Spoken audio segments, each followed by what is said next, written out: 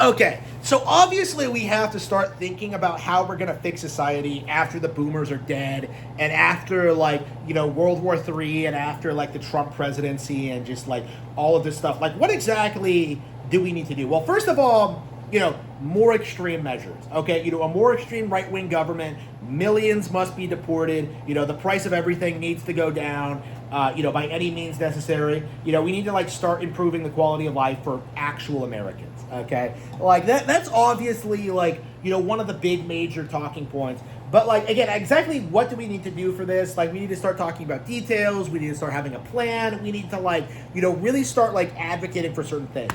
And now that I'm self-employed and thinking about my history in the workforce and realizing what a big waste of time it actually was, one of the things that we absolutely need to do is eliminate college entirely and instead force employers to train their people. Because college, functionally, the purpose of it is to indoctrinate people into believing believing global homo, into thinking homosexuality is normal, that it's healthy, that degeneracy is a good thing, that unchecked immigration is good for our society, that diversity is our strength. Basically everything bad in society right now basically is downstream from the colleges.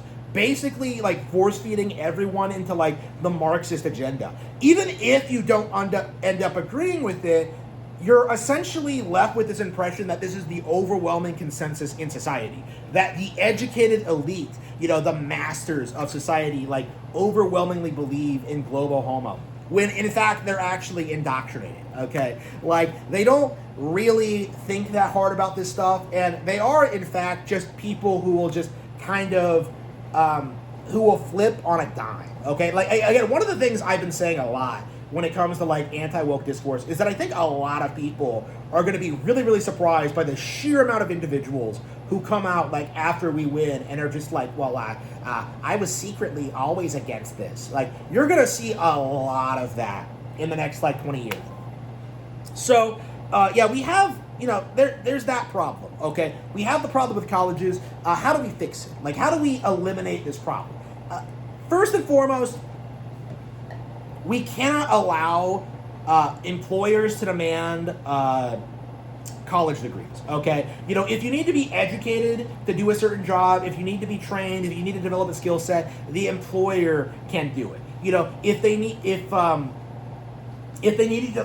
you to develop a skill set, they can pay for it. If they need you to do certain things, they can pay for it. Again, we're constantly bombarded with this propaganda that we can't find anybody to do the jobs. We don't have enough skilled people, but they're not doing anything to help develop the skills. And that becomes very apparent if you're like me and you go into the workplace and you're immediately just okay, teach me how to do everything.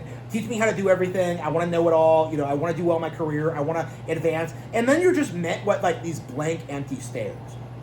And then you meet the inevitable boomer who will do that thing where he's just figure it out yourself.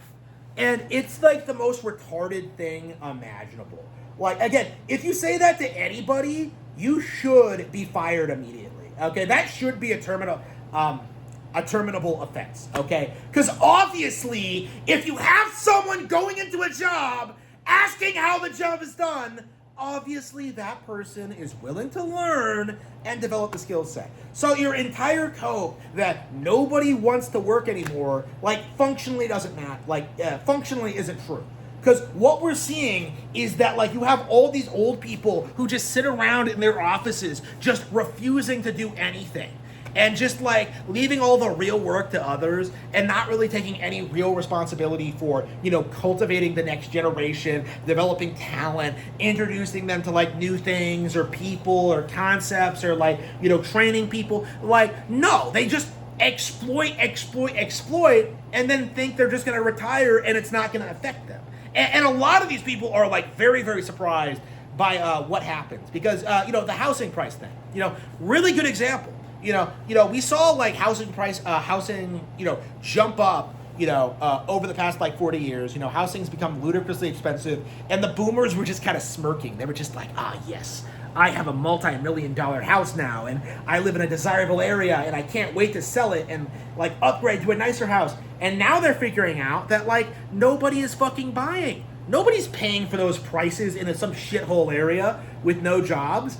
Like, so they're having these problems where like all of their wealth is tied to their house that they can't sell. And the reason why nobody can buy it is because they haven't been cultivating the next generation. Okay? Like, again, like boomers in a lot of ways are living like a really miserable, lonely life.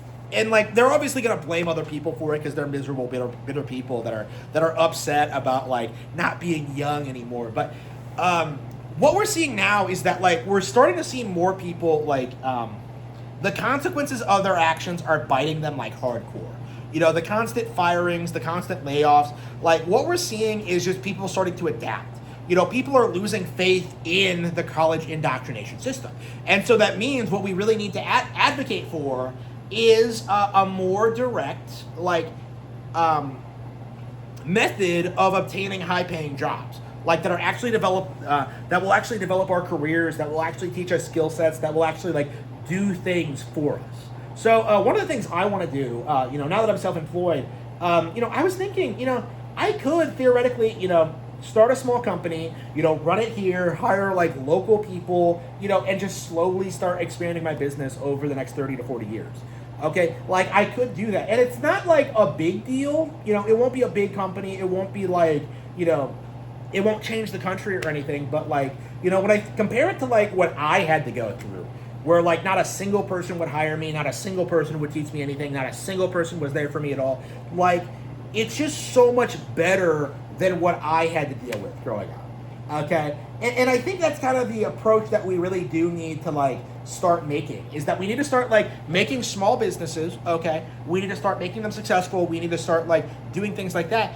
And we need to start hiring other people, you know, without degrees, you know, training these people in a wide range of different skills.